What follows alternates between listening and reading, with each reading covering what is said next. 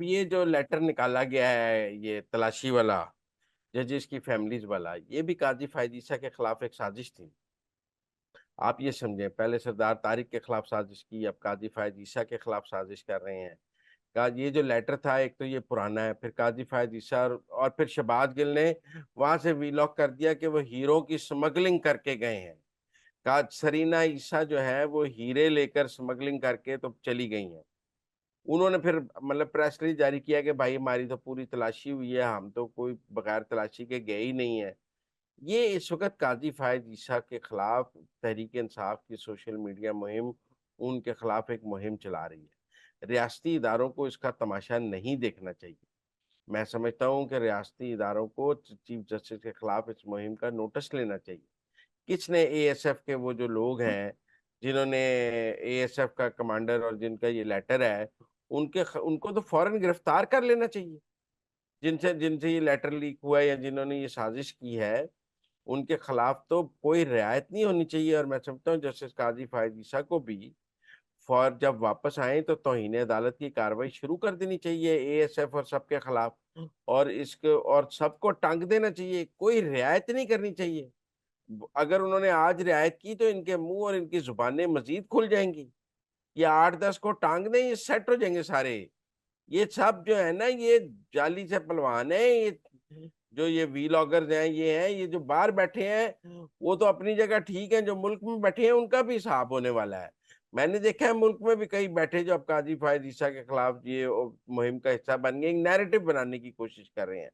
लिहाजा अदलिया को इस पर सख्त एक्शन लेना चाहिए, और मैं समझता हूँ कंटेम्प्ट ऑफ कोर्ट की प्रोसीडिंग्स भी होनी चाहिए, साइबर क्राइम को भी एक्शन लेना चाहिए और इनके खिलाफ सख्त कार्रवाई होनी चाहिए।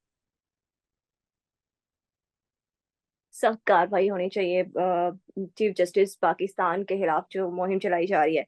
मुजम्मिल साहब, एक और अंदर की खबर आज बड़ी जो है वो उस पे शोर शराबा भी हो रहा है सोशल मीडिया के पे कि वकला तंजीमें जो है वो खुल के सामने आ रही हैं। और खास तौर पे आज जो पाकिस्तान बार कौंसिल और सुप्रीम कोर्ट बार एसोसिएशन ने जो प्रेस रिलीजेस जारी की हैं, ये किसके कहने पे जारी की हैं, और आपके पास अंदर की क्या खबर है? तो देखें जी, हाफिजाबाद से ना एहसन भूम साहब इलेक्शन लड़ना चाहते थे। उन्होंने चीफ इलेक्शन कमिश्नर को पहले कहा कि जी हाफिजाबाद में एक नया हलका बना दिया जाए ताकि वो वहां से इलेक्शन लड़ सकें, क्योंकि वैसे तो उनकी वहां जगह नहीं बनती। इलेक्शन कमीशन ने एहसन भून के दबाव पर वो हलका नहीं बनाया। उसके बाद उन्होंने इस्लामाबाद हाई कोर्ट चले गए और वहां से पे पिटिशन करके इलेक्शन कमीशन को डायरेक्शन दिलाई कि जिन्होंने पहले वो हल्का नहीं बनाया, कोई और उनका मुकदमा सुने और उनकी पिटिशन चाहते वो हाफिजाबाद में एक हल्का बनवाना। वो हल्का उसके बाद चीफ इलेक्शन कमिश्नर ने उस पर 5 रुकनी बेंच बना दिया। वो 5 रुकनी बेंच ने भी एहसन बुल के खिलाफ फैसला दे दिया। उसके बाद इनका ख्याल था कि हम इस्लामाबाद हाई कोर्ट से ये हल्का नोटिफाई करा लेंगे, लेकिन सुप्रीम कोर्ट ने कहा कि हल्का बंदियों का मामला ना देखा जाए और इलेक्शन में रुकावट ना डाली जाए। नतीजतन हुआ ये कि अब एहसन बून साहब का वो हल्का जो हाफिजाबाद का वो बनवाना चाहते थे और वो हाफिजाबाद से इलेक्शन लड़ना चाहते थे, वो मुमकिन ना हो सका। उसका गुच्छा सुप्रीम कोर्ट बार और पाकिस्तान बार कौंसिल ने निकाला है, जो मैं समझता हूँ ठीक नहीं है। अगर एहसन बून साहब मुस्लिम लीग नून के टिकट पे इलेक्शन लड़ना चाहते हैं तो मुस्लिम लीग नून के प्रेस रिलीज आना चाहिए था चीफ इलेक्शन कमिश्नर के खिलाफ। सुप्रीम कोर्ट बार और पाकिस्तान बार कौंसिल का तो नहीं आना चाहिए था।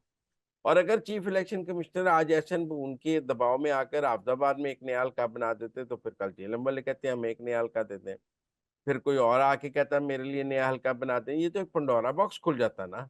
मैं समझता हूँ चीफ इलेक्शन कमिश्नर ने ठीक किया, नया हल्का नहीं बनाया और उन्होंने उस दबाव के आगे रजिस्ट किया है।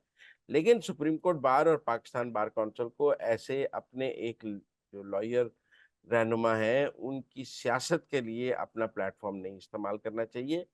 पाकिस्तान बार काउंसिल और सुप्रीम कोर्ट बार को अपने तकद्दुस का ख्याल करना चाहिए और उन्हें अपने एक वकील रहनुमा की सियासत के लिए अपने प्लेटफॉर्म को कुर्बान नहीं करना। एहसन बोन की इमाम पर ये प्रेस रिलीजेस जारी हुई हैं। जी, जी, वो उनके हल्के का तनाज़ा है, प्रेस रिलीज़ में भी लिखा हुआ है। देखो ना, प्रेस रिलीज़ में लिखा हुआ है कि चीफ इलेक्शन कमिश्नर ने जेएलएम में अपने हल्के में एक हल्के का इज़ाफ़ा कर लिया। और भाई चीफ इलेक्शन कमिश्नर का जेलम से कोई ताल्लुक नहीं, वो सरगोदा NA 82 के रहने वाले हैं और NA 82 में कोई तब्दीली नहीं हुई, वो पुराने का पुराना हल्का है। तो आप प्रेस रिलीज जाने से पहले तो जारी करने से पहले थोड़ी तहकीक ही कर लेते। तो वो एहसन बून साहब के लिए जारी की गई है और उसमें फैक्ट्स भी ठीक नहीं बयान किए।